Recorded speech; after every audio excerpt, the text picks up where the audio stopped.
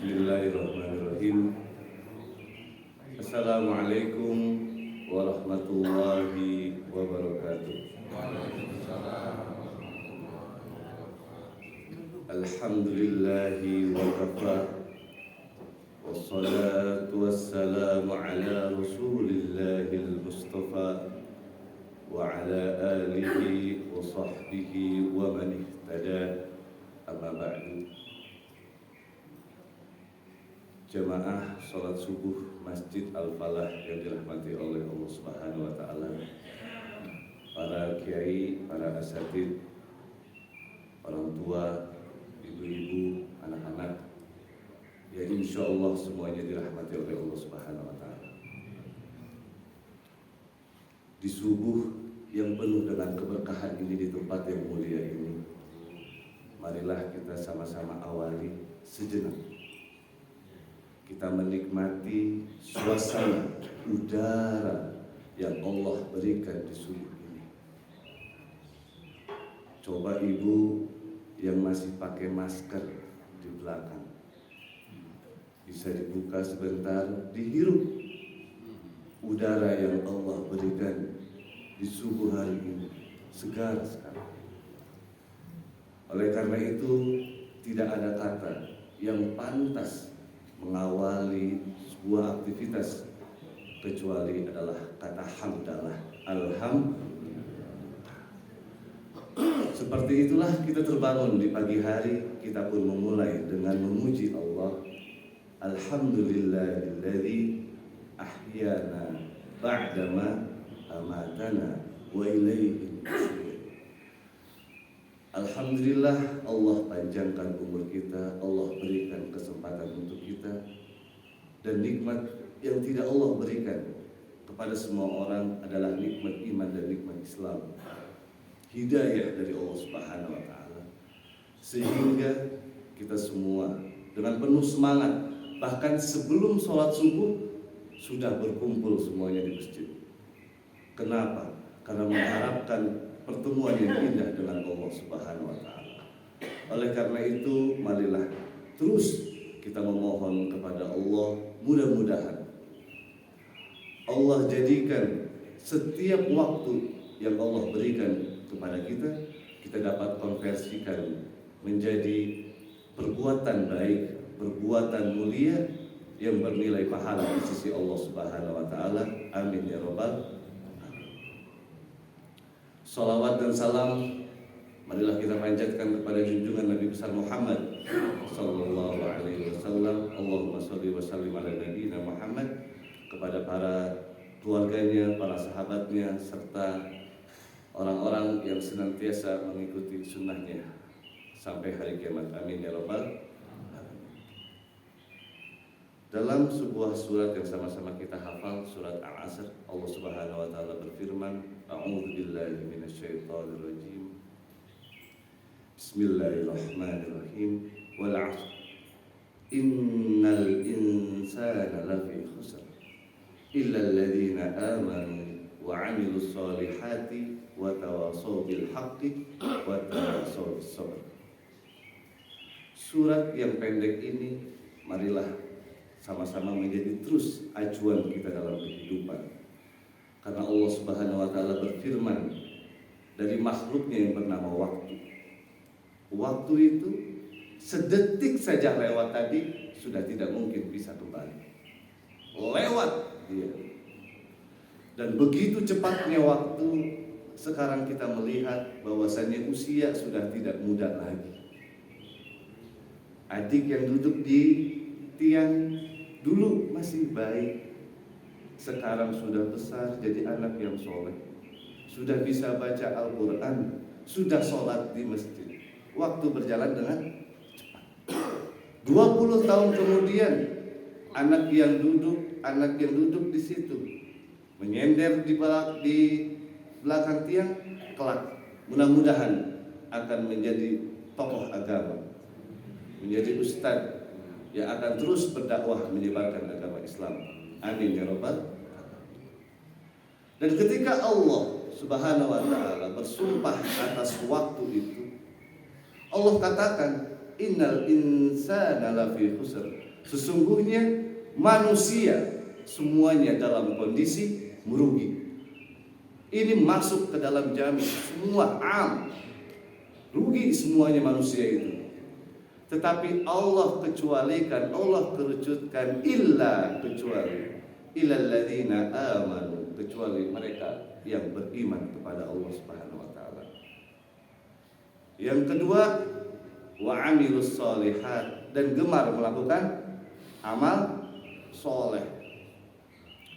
Dia tidak ingin waktunya hilang sia-sia. Dia selalu berusaha agar waktunya produktif untuk selalu mengerjakan amal soleh. Yang berikutnya, watawasau bil haqqi watawasau bis sabr, dan selalu berusaha untuk saling menasehati. Dalam apa? Bil haqqi watawasau bis sabr, dalam kebenaran dan juga menasehati untuk terus sabar. Karena memang untuk melakukan kebaikan itu perlu sabar. Kita nunggu sholat, sabar. Melawan ngantuk, sabar. Puasa, melawan lapar, sabar. Sebentar lagi waktu maghrib. Dan di dunia ini pun kita hanyalah sementara. Maka bersabarlah, dan kelak mudah-mudahan kita akan kembali kepada Allah Subhanahu wa ta'ala. Oleh karena itu, saya yakin bapak-bapak, ibu-ibu, adik-adik semua di sini merupakan orang-orang yang Allah pilih. Orang-orang yang terus berusaha untuk melakukan amal soleh dan selalu menasehati dalam kebaikan dan kesabaran. Oleh karena itu, di antara amal soleh yang bisa direncanakan, yang panjang umurnya, adalah pernikahan. Siapa di sini yang belum menikah, angkat tangan. Yang tinggi angkat tangannya. 1, 2. Alhamdulillah, yang lain sudah terlihat sudah menikah ya. Kalau sudah ada ubannya, sudah kelihatan kayaknya pening mikirin yang lain, nah itu berarti insya Allah terlihat sudah menikah. Nah, mengapa hal ini kembali kita kaji? Sebenarnya untuk merefresh saja Bapak Ibu. Karena sejujurnya kalau dibilang ilmu pengalaman tentang pernikahan, saya pun menikah masih dini. Karena baru 5 tahun menikah. Jadi tidak banyak ilmunya. Lebih banyak bapak-bapak yang ada di hadapan saya. Jadi saya mohon izin untuk men-share tentang bab pernikahan.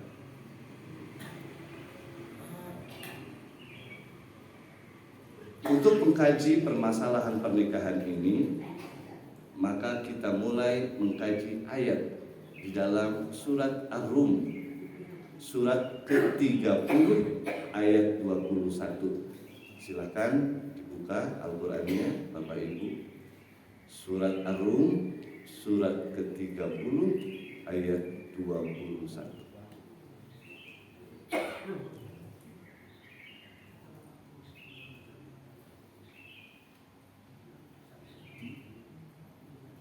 Sambil menunggu yang lain ya.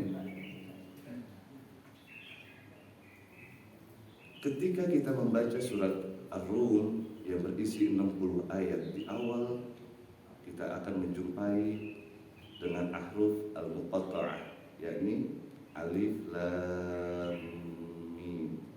Allahu a'lamu bimuradi.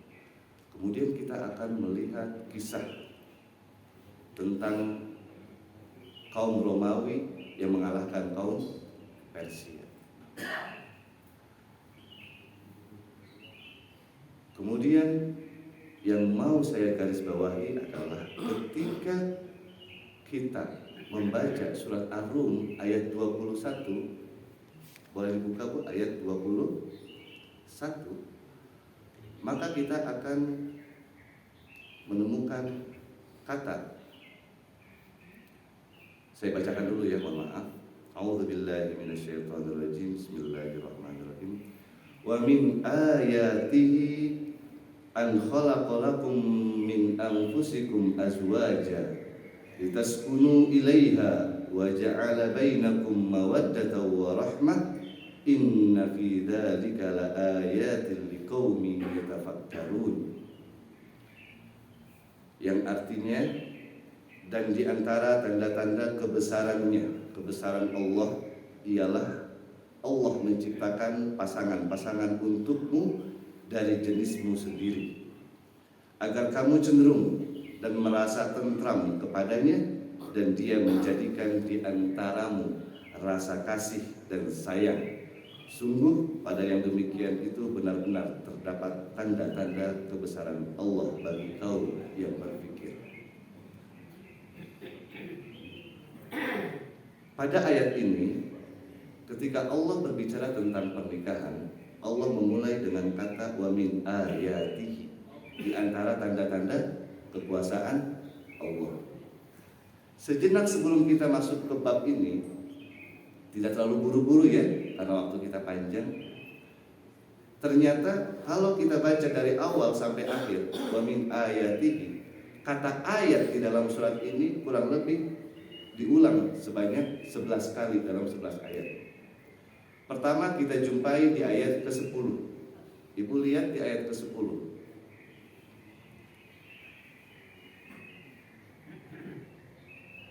Ada kata-kata angkadzabu bi ayatillah wa kanu biha yastahzi'un. Bagaimana orang-orang kafir Quraisy itu selalu mengolok-olok ayat-ayat tanda-tanda kekuasaan dari Allah Subhanahu wa taala, yaitu cerita tadi sebelumnya, kisah tentang kemenangan kaum Romawi atas Persia. Karena saat itu sempat bahwasanya kabar tentang kemenangan kaum Romawi tidak kunjung datang, bahkan setelah 7 tahun. Kemudian Abu Bakar datang kepada Nabi Muhammad SAW. Bagaimana? Kok belum juga datang? Kata Rasulullah SAW, tunggu. Karena yang disebut bil isinin itu kurang lebih dari 10 tahun. Lalu kemudian disampaikan kembali kepada kaum Quraisy, dan akhirnya benarlah belum juga 2 tahun kemenangan kaum Romawi atas kaum Persia pun terwujud. Mengapa demikian? Karena begini, dulu kaum Persia dengan kaum Quraisy itu sama-sama memiliki kesamaan. Mereka sama-sama menyembah berhala. Jadi begitu kaum Persia menang melawan kaum Romawi, maka gembira kaum Quraisy dan sedih kaum muslimin, karena kaum Romawi yang diberikan kitab kepada mereka, diutus kepada mereka Nabi Isa alaihissalam, merasa sedih atas kekalahan tersebut dan berharap ada kemenangan. Kemudian turunlah ayat itu menceritakan tentang kemenangan kaum Romawi dan kaum Persia. Kemudian kita jumpai kata ayat di ayat nomor 18.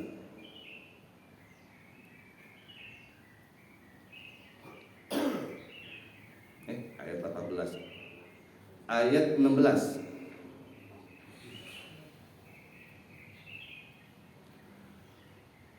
Di ayat 16 kita akan melihat apa dampak besar ketika seseorang itu tidak beriman, tidak menerima tanda-tanda kekuasaan Allah Subhanahu wa taala.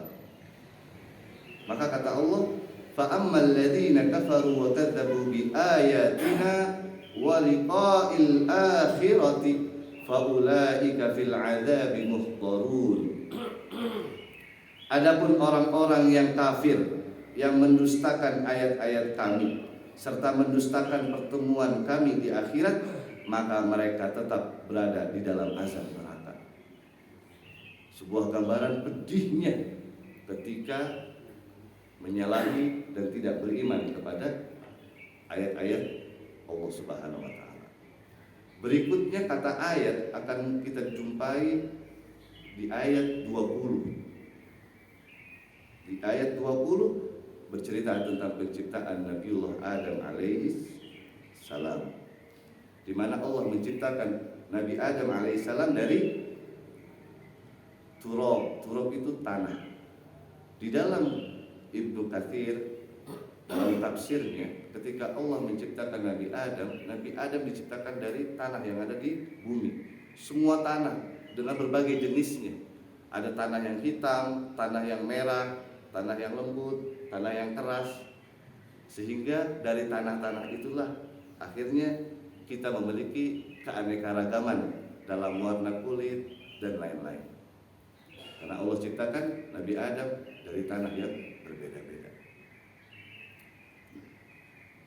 Berarti yang keberapa ini? Yang ketiga ya. Berikutnya baru kita akan mendapatkan topik kita di ayat 21. Berarti yang keempat. Kemudian kita akan mendapati cepat 22, 23, 24 dan 25. Kemudian di ayat 28. Kemudian di ayat 37. Dan kemudian di ayat 46, 47 dan di ayat 58. Totalnya kurang lebih ada 11 ayat yang menceritakan tentang kata ayat. Sampai sini bisa mengikuti? Jadi kata ayat diulang di dalam surat Ar-Rum kurang lebih sebanyak 11 kali lebih, karena ada yang diulang.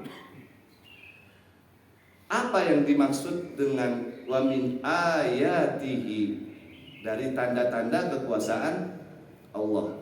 Maka kita perlu mengkajinya dari sisi bahasa. Ayatihi, ayat adalah jamak dari ayat, bentuk jamak dari ayat yang artinya tanda. Tanda dalam bahasa Arab itu ada dua, ada ayat, ada alamah. Kita masuk ke alamah.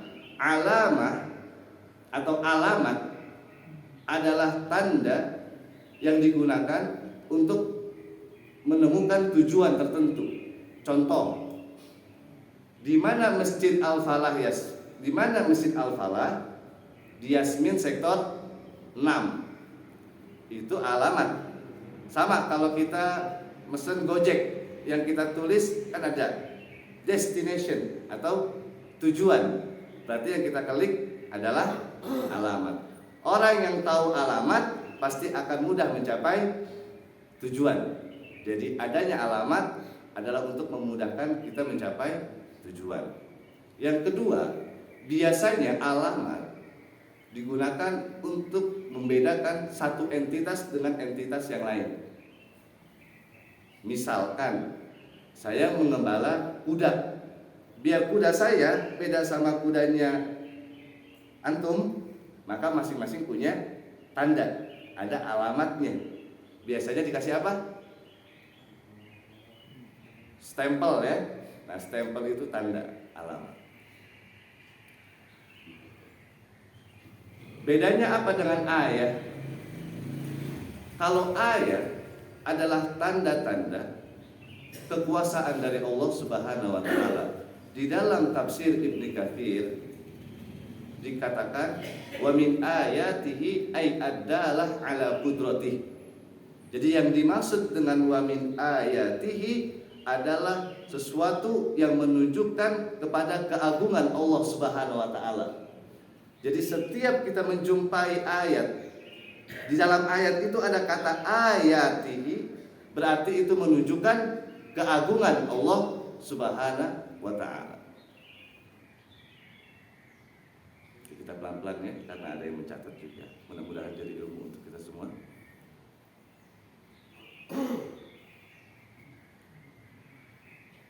Sesuatu yang mendekatkan kita kepada Allah Subhanahu wa ta'ala, sehingga manusia dapat mentuhankan Allah Subhanahu wa ta'ala.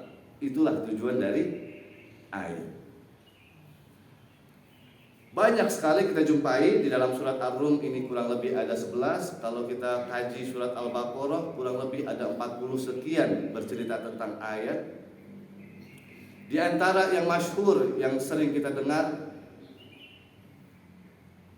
adalah sebuah ayat, inna fi khalqis samawati wal ard.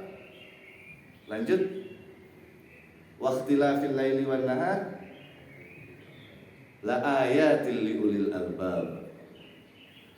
Sesungguhnya dalam penciptaan langit dan bumi, inna fi khalqis samawati wal ard wa ikhtilafil laili wan nahar, dan pergantian siang dan malam, la ayatil liulil albab, terdapat tanda-tanda kekuasaan Allah bagi orang-orang yang mau mencari, orang-orang yang mau mencari esensi kehidupan, ulil albab. Nah, semua pengetahuan yang kita lakukan, yang kita kaji, yang kita riset, pasti ada objek penelitiannya, betul nggak? Tidak mungkin seorang meneliti sesuatu tidak ada objek penelitian. Apa yang ingin dicari dari objek penelitian itu adalah ilmu pengetahuan. Tetapi ketika mengkaji sebuah objek tertentu, yang ingin dicari adalah keagungan Allah, keesaan Allah, maka berubah dia menjadi ayat, sesuatu yang mendekatkan dia kepada Allah Subhanahu wa taala. Jadi dia ingin meriset bahwasanya pergantian siang dan malam bukan hanya fenomena alam, tetapi ada pencipta, ada yang mengatur, yaitu Allah Subhanahu wa taala. Sebagaimana Allah Subhanahu wa taala berfirman, alladzina yadhkuruna Allaha qiyaman wa qu'udan wa 'ala junubihim wa yatafakkaruna fi khalqis samawati wal ard rabbana ma khalaqta hadza batila subhanaka faqina 'adzabannar. Orang-orang yang senantiasa mengingat Allah Subhanahu wa taala, ingat ketika berdiri ingat Allah, ketika duduk ingat Allah, bahkan berbaring pun ingat Allah. Ketika duduk, berdiri, berbaring, apa yang dipikirkan? Mereka memikirkan tentang penciptaan langit dan bumi. Apa poin esensi dari itu? Rabbana adalah pengakuan adanya Tuhan, pengakuan adanya Sang Pencipta.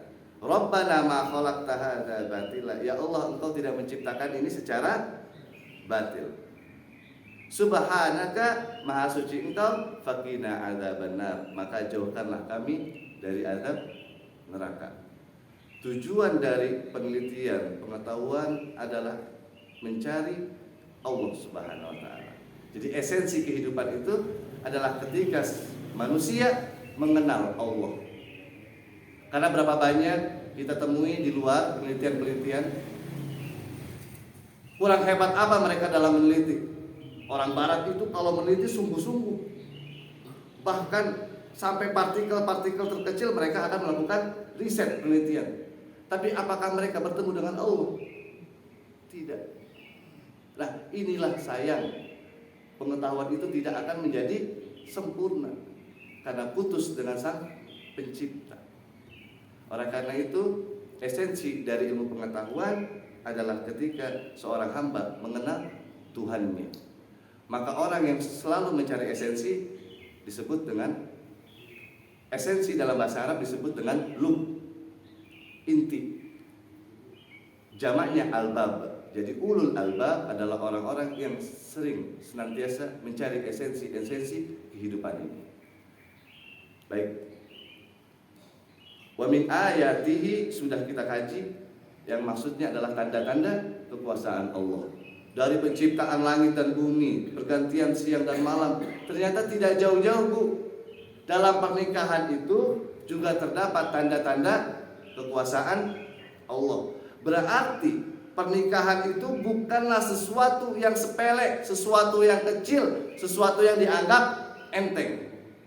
Mohon maaf, kalau kita lihat riset sekarang, berdasarkan data statistik tahun 2023, angka perceraian sangat miris, sudah sampai di angka 500 ribuan perceraian. Belum lagi fenomena-fenomena terkini, kita lihat berita bagaimana artis-artis tanah air mudahnya mereka melakukan kawin cerai. Seolah-olah pernikahan adalah sebuah permainan. Lupa kalau ternyata pernikahan ini termasuk dari tanda-tanda kekuasaan Allah Subhanahu wa taala, sesuatu yang amat besar.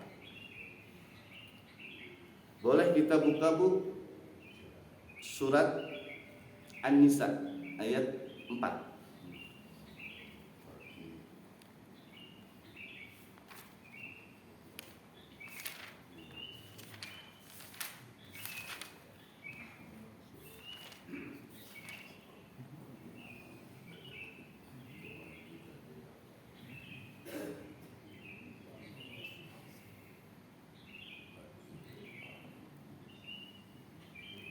Oh, ayat 21 Bu, mohon maaf.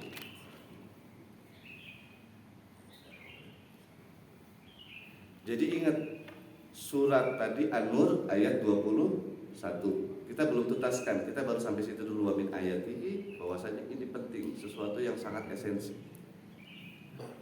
Nah, ketika kita melakukan pernikahan, disebut bahwasanya pernikahan itu adalah sebuah janji setia, ikatan yang kuat, ikatan yang kokoh. Sering kita mendengarkan khutbah nikah bahwasanya pernikahan itu diikat dengan ikatan yang kokoh dengan istilah mitsaqan ghalidh. Nah, kita buka ayat surat An-Nisa ayat 21, di mana Allah Subhanahu wa taala berfirman, wa kaifa ta'khudunahu wa qad aqda ba'dukum ila ba'dihi wa akhadna minkum mitsaqan ghalidh. Yang artinya, dan bagaimana kamu akan mengambil kembali padahal kamu telah bergaul satu sama lain sebagai suami istri, dan mereka istri-istrimu telah mengambil perjanjian yang kuat, ikatan pernikahan dari kamu. Dulu kita bayangkan nih, waktu menikah siapa yang mengucapkan ijab dan qabul? Laki-laki atau perempuan? Laki-laki. Ketika kita mengucapkan qabiltu nikahaha, berarti kita sedang melakukan ikatan yang kuat yang disaksikan langsung oleh Allah Subhanahu wa taala. Ingat-ingat, kalau misalkan terjadi nanti pertengkaran, debat kusir, ingat-ingat dulu ketika pertama kali menikah, menjabat tangan sang ayah dari istri kita tercinta, kita telah mengucapkan itu. Ucapan itulah yang dikatakan sebagai mitsaqan ghalidh. Kalau ingin tahu kadarnya bahwasanya ikatan ini bukanlah ikatan main-main, maka kita bisa melihat surat Az-Zumar surat ke-33 ayat 7. Surat Az-Zumar surat ke-33 ayat 7. Ya. Az-Zumar ayat 9 ayat. Oh, Al-Ahzab berarti Pak. Surat 33 Al-Ahzab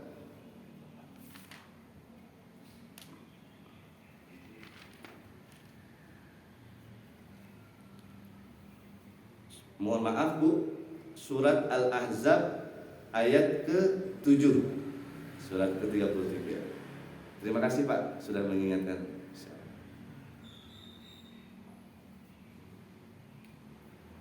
Ketemu Bu ya? Allah Subhanahu wa taala berfirman, wa id akhadna minan nabiyyina mitsaqahum wa minka wa min Nuh wa Ibrahim wa Musa wa Isa bin Maryam wa akhadna minhum mitsaqan ghalidha. Yang artinya, dan ingatlah ketika kami mengambil perjanjian dari para nabi. Mengambil perjanjian dari para nabi. Siapa yang disebut di sini? Yang pertama adalah Nabi Muhammad sallallahu alaihi wasallam, kemudian Nabi Nuh, Nabi Ibrahim, Nabi Musa, dan Nabi Isa alaihi salam. Nabi Isa bin Maryam, dan kami telah mengambil dari mereka perjanjian yang tubuh. 5 nabi terpilih yang disebut dengan ulul azmi. Allah ikat perjanjian mereka dengan perjanjian yang kuat, dengan mitsaqan ghalidha. Sama redaksinya, sama dengan pernikahan, bahwasannya itu bukanlah sebuah ikatan perjanjian yang sepele, yang kecil, tapi perjanjian yang agung, perjanjian yang besar. Bahkan para nabi, para rasul ulul azmi diikat dengan Allah dengan ikatan yang kuat, mitsaqan ghalidha. Dari sini poinnya adalah bahwasannya pernikahan bukanlah untuk main-main. Ya, yang nanti mau menikah bukan untuk main-main. Menikah bukan persoalan tentang cinta, sayang saja. Tapi pernikahan adalah sesuatu yang agung, sesuatu yang besar di mata Allah Subhanahu wa taala. Pernikahan termasuk dari tanda-tanda kekuasaan Allah.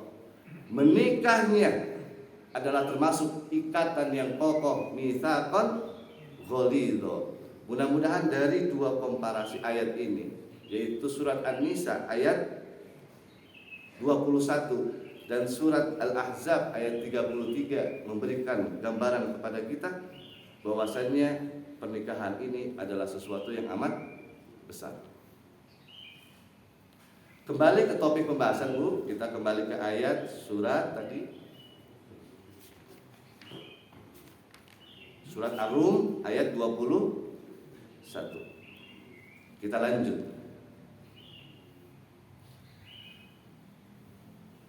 An khalaqalakum min anfusikum azwajan litaskunu ilaiha wa ja'ala bainakum mawaddatan wa rahmah inna fi dzalika laayatin liqaumin yatafakkarun. Sebuah pernikahan ketika ingin mendapatkan sakinah, mawaddah, warahmah, tujuannya kan itu.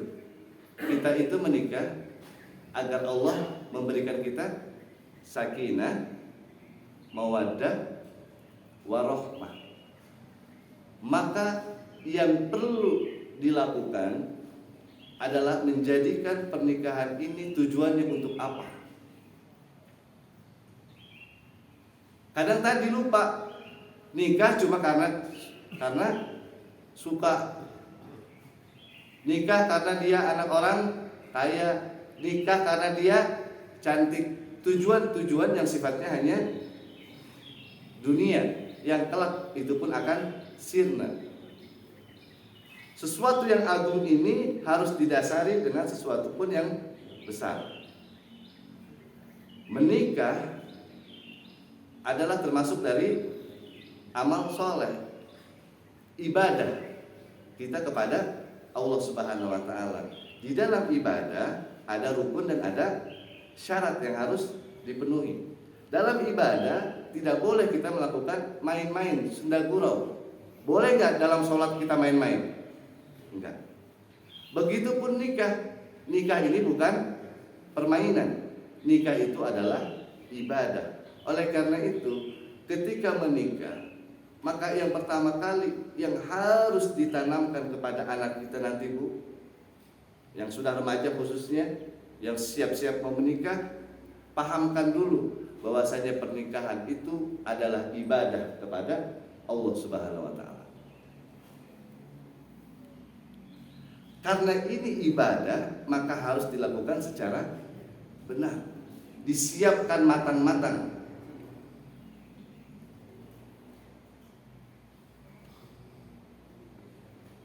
Karena di ayat ini, di akhirnya liqaumi yatafakkarun, bagi orang-orang yang mau berpikir. Jadi untuk menemukan tujuan itu memang perlu dipikirkan ulang. Orang bisa berpikir ketika dia sudah menggunakan akalnya. Berarti ada ilmunya, ada wawasannya, ada komparatifnya di dalam pikirannya tersebut, sehingga orang ini bisa berpikir. Kalau tidak ada ilmunya, namanya menghayal. Nah, oleh karena itu berarti nasihat yang ingin kita sampaikan kelak kepada adik-adik kita yang akan menikah, harus terlebih dahulu mempelajari ilmu tentang bab pernikahan. Pikirkan ulang matang-matang apakah betul dia itu jodoh terbaik buat kamu. Apa pertimbangan paling besar? Paling besar adalah faktor agama. Tujuannya semata-mata karena Allah Subhanahu wa taala, yaitu ibadah, menyempurnakan agama. Ketika pernikahan sudah dasarnya kuat karena untuk ibadah, maka Allah akan memberikan anugerah kepada pasangan tersebut. Dia akan mendapatkan yang pertama, sakinah, ketenangan. Sakinah, tenang, atau tenang dalam bahasa Arab itu memiliki makna beragam. Di antaranya tumakninah. Kalau kita sholat itu kan harus tumakninah. Kalau tidak tumakninah, sujudnya, rukuknya, maka sholatnya tidak sempurna. Harus tumakninah. Hatta tarka'u hatta tatma'inna raqi'an, sampai engkau ruku dan merasakan engkau tenang dalam ruku tersebut. Hatta ta'tadilu qa'iman, kemudian bangun dari ruku, iktidal, berdiri benar. Kemudian hatta tatma'inna sajidan, kemudian sujud dengan tenang. Ya Bu, tadi waktu sholat subuh tenang kan Pak ya? Tenang, damai. Karena memang seperti itulah sholat, harus tenang. Jadi tenang dalam bahasa Arab selain sakinah ada tumakninah.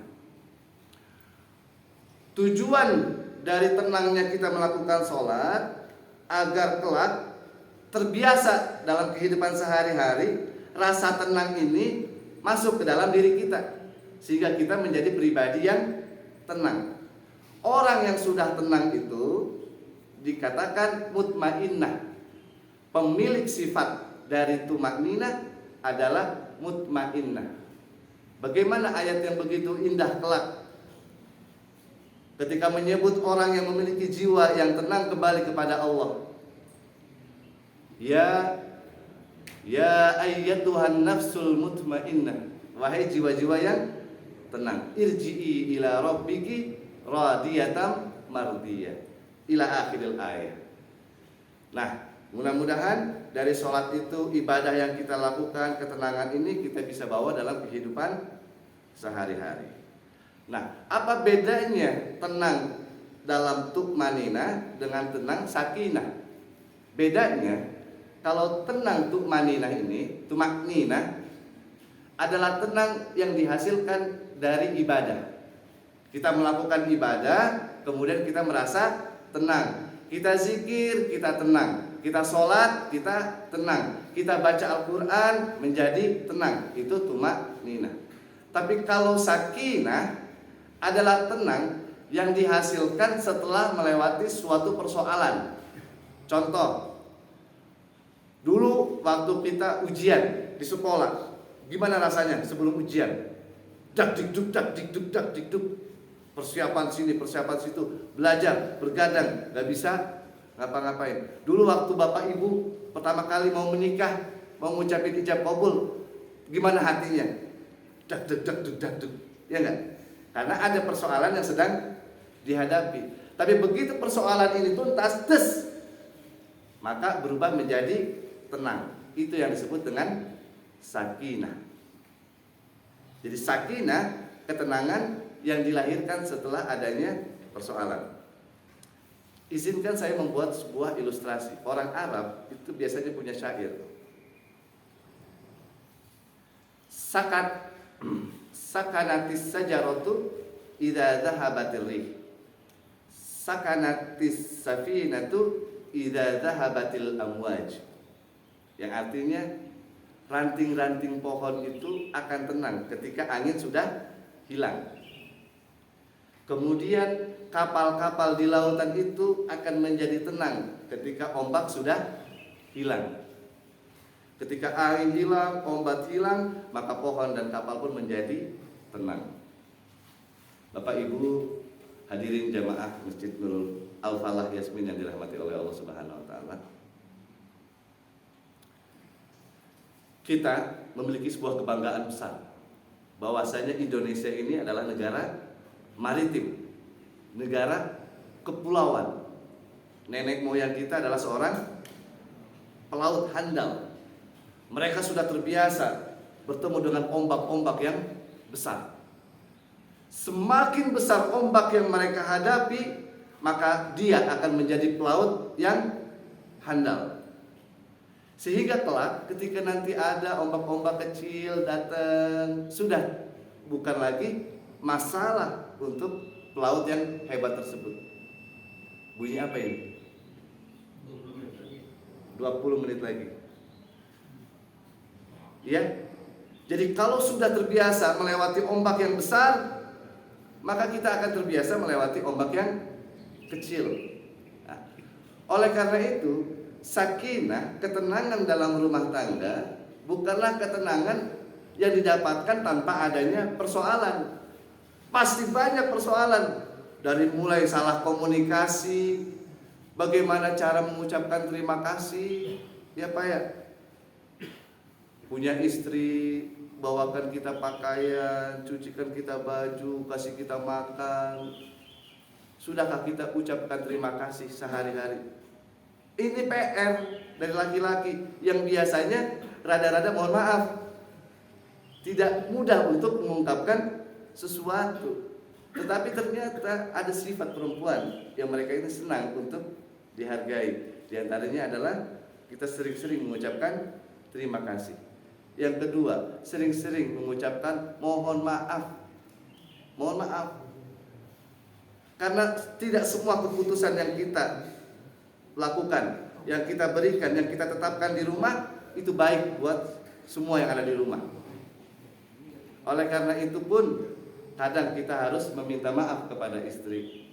Mohon maaf bagi yang belum pernah mengucapkan terima kasih, belum pernah mengucapkan mohon maaf, karena saya pernah menjumpai itu ada, kasus itu ada. Sehingga mohon maaf saya menyampaikan ini bukan berarti ada di sini, tapi mudah-mudahan tidak ada. Tapi kalau ada, maka pulang dari pengajian ini yang pertama kali saya minta cuma itu.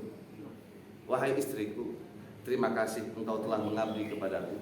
Buatlah kata-kata yang bisa ibu katakan, sampaikan seadanya saja. Dari hal-hal yang sepele. Nanti pagi misalkan dibuatkan kopi, ucapkan saja terima kasih buat kopinya. Kalau ingat semalam ada berbuat kesalahan atau kemarin atau yang lama pernah menyakitinya, ingat-ingat itu. Karena dulu ketika kita menikahinya, kita menikah di atas perjanjian yang pokok. Maka jangan sakiti perempuan itu. Maka kita meminta maaf kepada perempuan. Ya, ini persoalan sepele. Cuma gara-gara komunikasi saya sering dapat curhat Bapak Ibu.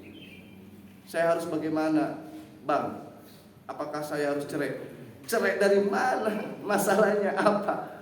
Masalahnya hanya komunikasi, kurang keterbukaan. Sudah banyak-banyak me time, banyak-banyak keluar. Mohon maaf Bapak, istri kita itu di rumah ngurusin anak, ngurusin rumah, ngurusin amanah kita dari pagi sampai malam. Ada kalanya mereka pun bosan, butuh healing, butuh mereka dihibur, butuh sesuatu yang bisa merefresh. Maka sering-sering kalau ada waktu ajak jalan, walaupun cuma keluar beli bubur, misalkan keluar beli sate, enggak apa-apa. Karena perempuan solehah itu bukan perempuan yang matre, insya Allah. Mereka hanya butuh waktu berdua dengan kita, butuh me time. Karena jangan sampai hal ini justru akan memperburuk psikologis istri kita. Kita tidak memperhatikannya sehingga berdampak kepada anak kita. Yang jadi masalah tuh anak, nanti jadi korban. Dianya yang pusing, dianya yang rungsing, anak yang dimarahin. Tapi kalau istri sudah tenang, istri sudah bahagia di rumah, kita upayakan untuk dia bisa bahagia, maka insya Allah mendidik anaknya pun menjadi tenang. Oke, jadi persoalan rumah tangga itu rumit ya, banyak, komplit. Tapi lagi-lagi ketika diniatkan ibadah, kita niatkan ini sandarannya kepada Allah Subhanahu wa taala, maka Allah yang akan membantu kita menjadikan masalah-masalah yang kita temui ini menjadi kecil kadarnya di hati kita. Itu poinnya. Masalahnya besar, tapi di hati kita menjadikan masalah itu terasa kecil. Kenapa? Karena kita punya Allah Subhanahu wa taala. Kalau hidup mengandalkan diri, mengandalkan pekerjaan, mengandalkan gaji, nggak bakal cukup, nggak bakal beres hidup ini, nggak selesai-selesai masalah. Tapi kalau kita pasrahkan, kembalikan kepada Allah Subhanahu wa taala, maka insya Allah masalah pun akan jadi lebih terasa ringan. Sebagaimana kalau nggak salah Nabi yang mengucapkan doa, innama ashku bathi ilallah, sesungguhnya aku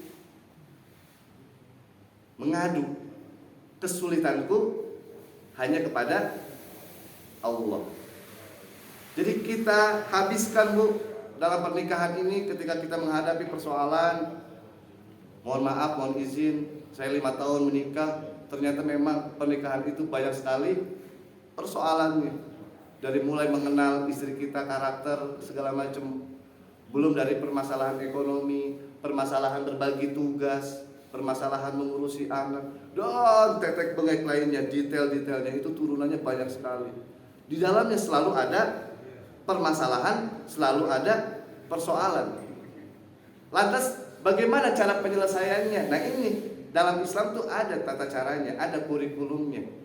Kurikulum yang terbaik dalam pernikahan, maka kita kembalikan kepada yang memberikan kita kehidupan, yaitu Allah Subhanahu wa taala. Kita kembalikan kepada Allah, kita mengadu kepada Allah, sehingga persoalan ini menjadi ringan, persoalan ini menjadi kecil. Seperti itu. Bukan berarti tidak ada persoalan, tapi menjadi ringan dan kecil, sehingga tidak gampang stres. Orang dikit-dikit tiba-tiba ada kasus bunuh diri, minum narkoba, pasti karena tekanan stres. Kenapa stres? Karena dia tidak yakin kepada Allah Subhanahu wa taala. Jadi yang punya hutang banyak, yang saat ini di rumah bertengkar terus, insya Allah masalahnya akan tuntas, selesai. Minta sama Allah petunjuk. Yang kedua, Allah akan memberikan mawaddah. Apa itu mawaddah? Dalam tafsir Ibnu Katsir disebut mahabbah. Di dalam tafsir yang lain disebutkan bahwasanya mawaddah adalah kecukupan yang Allah berikan untuk pernikahan tersebut. Bukankah pernikahan pun membutuhkan modal, bahasanya gitu ya?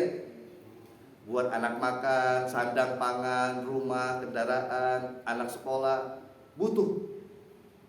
Tapi ada kata kunci di situ yang harus kita renungi. Ada kata waja'ala bainakum mawaddah, dan aku jadikan di antara kalian mawaddah, rasa suka, rasa cinta, kecukupan. Kalau Allah menggunakan kata ja'ala di dalam Al-Quran, ketika menggunakan kata ja'ala, maka ada partisipasi manusia di dalamnya. Berbeda dengan kata khalaqa. Kalau min ayatihi an khalaqalakum, berarti ada kata-kata khalaqa, itu hak prerogatif Allah. Tidak ada campur tangan kita sama sekali. Allah yang menciptakan kita mutlak.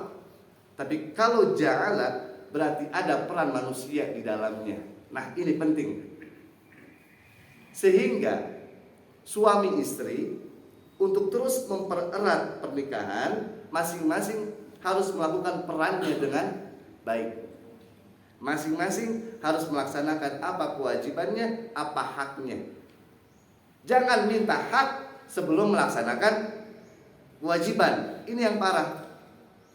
Kerja enggak, minta gaji. Dikasih enggak sama bos? Kita punya bos, nggak masuk kerja, ujung-ujung akhir bulan minta gaji, dikasih nggak? Digampar iya, iya nggak? Nah, begitupun sebelum kita meminta hak itu kita kepada istri atau istri kepada suami, maka laksanakan kewajiban dengan sebaik mungkin. Maka dengan begitu saling mengisi satu sama lain, Allah akan berikan di dalam hati mahabbah, saling mencintai. Meskipun mahabbah ini secara diksi itu lebih dekat dengan kelebihan-kelebihan tertentu. Contoh, kita cinta nih sama orang karena dia cantik, karena dia kaya, karena dia pinter. Iya enggak? Enggak dilihat kekurangannya. Nah, ada yang lebih dahsyat dari itu, itulah yang ketiga, ketika Allah sudah memberikan rahmah, yaitu sudah memberikan kasih sayang. Ini yang mahal. Dan masya Allah, mudah-mudahan jamaah salat subuh di sini, saya lihat wajahnya, mudah-mudahan sudah rahmah, sudah Allah berikan kasih sayang. Kalau kasih sayang ini cirinya gampang. Kalau ada kekurangan, dia tidak akan melihat itu kekurangan, tapi akan menjadikan itu kelebihan. Walaupun istrinya sudah tidak muda seperti dulu, dialah yang tercantik di dunia. Tetap disayang, tetap satu-satunya, tetap dimanja, tetap dididik. Karena kita sayang dengan istri kita. Rasa sayang ini mahal banget. Karena tidak semua orang punya rasa sayang. Paling mudah gini, kalau ada kakek ketemu cucu, itu pasti sayang.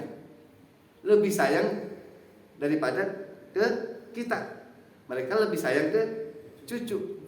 Itu cucunya mau ngapain aja, kelalang keliling, bikin ribut, bikin rusuh, dimarahin gak sama kakeknya? Kakeknya ketawa-ketawa. Kenapa? Karena sayang, seneng. Jadi ketika kita sudah punya pasangan makin tua, ya mohon maaf, servisnya juga akan menurun. Kalau gercep dulu bikin kopi pakai gulanya sedikit, tahu-tahu besokannya bikin kopi pakai garam, lupa. Tapi di mata kita tetap kopi ternikmat adalah kopi buatan istri. Sehingga walaupun terasa asin, tetap itulah yang paling nikmat. Sudah tidak dirasakan lagi itu garamnya, karena yang dilihat adalah kopi buatan istri, rasa sayang. Nah, mudah-mudahan ketika pernikahan dilandaskan betul-betul karena ibadah lillahi ta'ala, maka Allah akan memberikan kita 3 hal tadi yang kita singkat biasanya samara, sakinah, mawaddah, warahmah. Ini mahal. Dan mudah-mudahan ketika sudah menemukan esensi dari samara ini, maka angka perceraian di Indonesia semakin sedikit menurun. Karena memang cerai itu boleh hukumnya, tapi harus jelas ilatnya. Apakah karena suami tidak memberikan nafkah selama 6 bulan, selama setahun? Apakah karena suami melakukan KDRT? Ternyata tidak, kan gitu. Bahkan menurut riset, perceraian itu bukan tolak cerai, tapi gugat cerai. Beda. Kalau tolak cerai itu dari suami, saya mentolak istri saya. Tapi kalau gugat cerai berarti dari istri. Jemaah salat subuh yang dirahmati oleh Allah Subhanahu wa taala, sesungguhnya masing-masing memiliki peran di dalam rumah tangga. Memang laki-laki Allah angkat derajatnya sebagai pemimpin rumah tangga. Namun ternyata yang memiliki peran penting di dalam rumah tangga adalah ibu rumah tangga.